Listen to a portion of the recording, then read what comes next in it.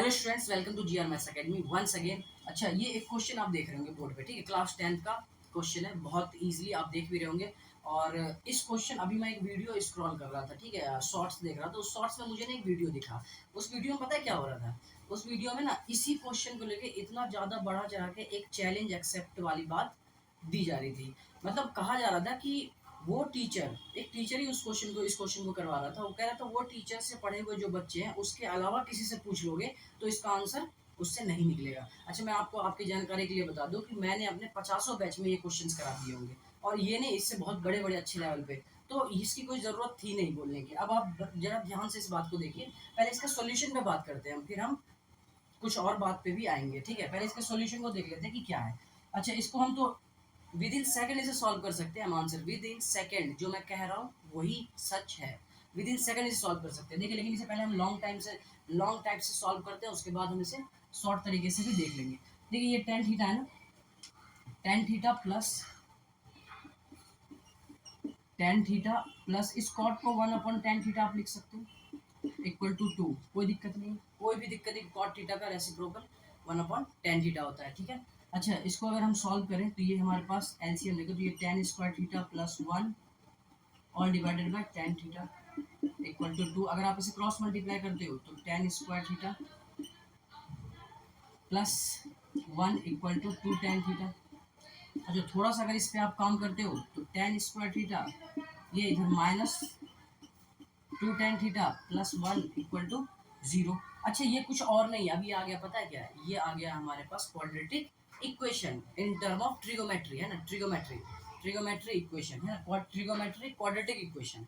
आप देखिए यहाँ पे इसको tan square theta 2 tan theta हो, तो ऐसा नंबर लेना मुझे, मल्टीप्लाई करने पे तो tan स्क्वायर थीटा आ जाए, बट ऐड करने पे या सब्ट्रैक्ट करने पे 2 tan थीटा आ जाए, मिडिल टर्म स्प्लिट, ठीक है। तो यहाँ से देखो, इसको tan स्क्वायर थीटा माइनस, इसे आप ऐसे लिख सकते हो tan theta minus tan theta plus 1 equal to 0, ठीक है। इन दोनों में अगर आप कॉमन लेते हो tan थीटा,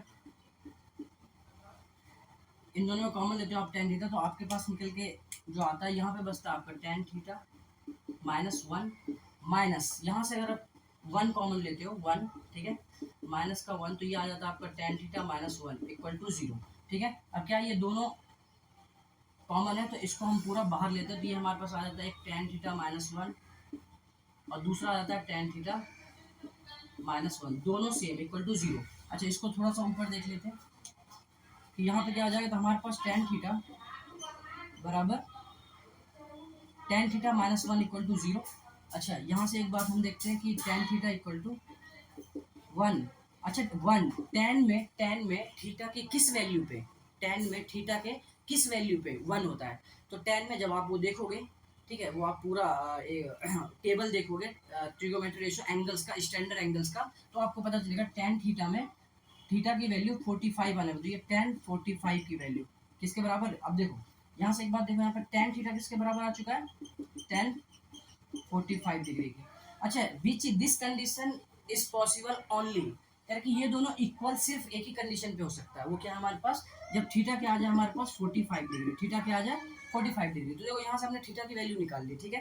अच्छा, थीटा की वैल्यू निकाल ली, तो अब देखो यहाँ पे इसको पुट कर लो आप, इसकी वैल्यू चाहिए ना, tan थीटा की वैल्यू कितनी है, tan 45 डिग्री पर, ऐसे हम लिख सकते हैं इसको होल पावर 7, ठीक है। दोनों का मीनिंग सेम ही निकलता है, cot थीटा, इसको 1/tan थीटा, tan थीटा की जगह 45 का होल पावर 7, ठीक है। अच्छा, यहाँ पे tan 45 की वैल्यू कितनी होती है, tan 45 की वैल्यू होती है 1, तो 1 की पावर 7 प्लस, ये देखो ये 1/1 की पावर 7, तो 1 की पावर 7 प्लस 1 की पावर 7, तो ये कितना 1 + 1 = 2। तो फाइनली जो इसका आंसर है वो क्या है, 2 है, ठीक है। अकॉर्डिंग टू 9th क्लास और 10th क्लास हम इसको इस प्रोसेस से भी करना हमें बहुत जरूरी है, क्योंकि डिस्क्रिप्शन में आंसर, डिस्क्रिप्टिव आंसर हमसे लिया जाता है, ठीक है। लेकिन अब देखो इस क्वेश्चन को कुछ भी, कोई भी दिक्कत नहीं, इस क्वेश्चन को मैं एक दूसरे क्वेश्चन से कंपैरिजन करके आपको दिखाता हूँ कि क्या है, ठीक है। आप ये बात समझ चुके होंगे। इसको कंपैरिजन करता हूँ यहाँ, ठीक है। और मुझसे जो भी ऑफलाइन में पढ़ा होगा ना, उन सबको ये इस क्वेश्चन के आंसर पता ही होगा, क्योंकि मैंने इसको बहुत सारे बैच में इससे पढ़ाया है। देखो आप ऑनलाइन में भी मैंने इसे पढ़ाया हुआ है बहुत अच्छे तरीके से। देखो यहाँ पे क्या है, tan theta 10 power 7 10 power 7 theta plus cot power 7 theta. अच्छा देखो इसे शॉर्ट में हम विद इन सेकंड, अभी मैं थोड़ी देर पहले कह रहा था स्टार्टिंग में वीडियो को, कि सेकंड में इसको कैसे सॉल्व करेंगे। 1 सेकंड 5 सेकंड के अंदर आपको आंसर मिल जाएगा। देखो कैसे, टेन थीटा है यहाँ पे, कॉट थीटा है। अच्छा टेन थीटा प्लस कॉट, अगर ये 1 हो जाता है और अगर ये 1 हो जाता है तो दोनों को मिला के 2 हो जाता है, सेटिस्फाइड हो जाता है। तो थीटा की कोई ऐसी वैल्यू जिसपे टेन थीटा 10 पे भी 1 आ जाए और कॉट पे भी, बिल्कुल है 45। अगर आपको टेबल याद है तो आपको 5 सेकंड भी नहीं लगना है इसमें टिक लगने आंसर निकालने में। तो कहोगे सर हाँ है, तो यहीं से आपका यहीं से आ गया आपका 45 डिग्री, और यहाँ पे भी ये 45 डिग्री के बराबर होता है ना। कॉट 45 की वैल्यू भी 1 होती है। तो अगर यहाँ थीटा आ गया, थीटा आ गया तो इसको यहाँ पुट कर दो, यहाँ 1 + 1, ये रहा 1, 1 पे पावर 7, 1 पे पावर 7 इक्वल टू 2। यहाँ से आप विद इन सेकंड आंसर बता सकते हो, कोई दिक्कत नहीं है।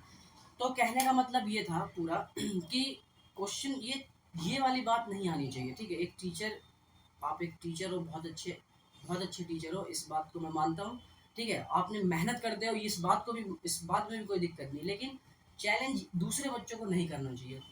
सबसे बड़ी बात ये है कि सारे बच्चे आपके ही है। आप अगर ये बोलते हो अपने अपने एक अच्छे चैनल पे ग्रोथ, जिसको आपने ग्रोथ करवा रखा है, उस पर अगर आप ये कहते हो, ये सारी बातें कहते हो कि कोई दूसरे जगह से पढ़े हुए बच्चे ये क्वेश्चन नहीं कर पाएगा, तो ये आपका स्टेटमेंट कहीं ना कहीं थोड़ा सा ऑड लगता है। तो आप इस बात पे ध्यान रखें, ठीक है। तो मेरा बस इस वीडियो का, इस क्वेश्चन का पर्पस यही था कि ऐसा नहीं कि क्वेश्चन जो बाहर पढ़ते हैं वो भी बच्चे बहुत अच्छे होते हैं, ऐसा नहीं। जो मुझसे पढ़ता है, यहाँ पे अगर मैं पढ़ा रहा हूँ तो जो मुझसे पढ़ रहा है, जो मेरी वीडियो देख रहा है, वही मेरा स्टूडेंट है, नहीं। ऑल ओवर जितने भी हैं वो सारे मेरे student. As a teacher, as a good teacher, एक टीचर की क्वालिटी यही होती है कि सारे बच्चों को अपना बच्चा मान के पढ़ाते रहना, ठीक है। तो आप इस स्टेटमेंट को थोड़ा सा ध्यान रखिए।